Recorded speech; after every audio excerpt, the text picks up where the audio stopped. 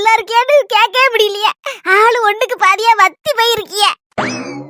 அதெல்லாம் ஒண்ணு இல்லம்மா, நான் 2 கிலோ வெயிட் கூடி தான் இருக்கேன். எனக்கு தெரியாதாடி. பாரு, ஒண்ணா உன் புருஷனை தான் கட்டி கொடுத்துருக்கு. உனக்கு அரிசியை பொங்கி 2 பேர் தின்னுட்டு பேசாம இருங்க.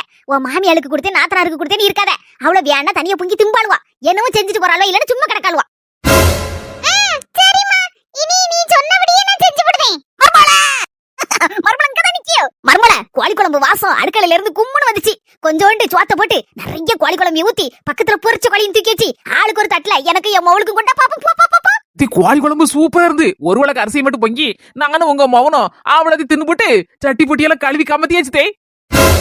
என்ன நினைச்சிட்டு இருக்க உன் மனசுல? புருஷனை பெத்தவா, புருஷனுக்கு உட பிறந்தா 2 பேருக்கு ஒரு உருண்டை சோறு கூட கொடுக்காம இப்படி பசினி பட்டினி அப்படி கொல்லலாம் நினைச்சிட்டு இருக்கியா?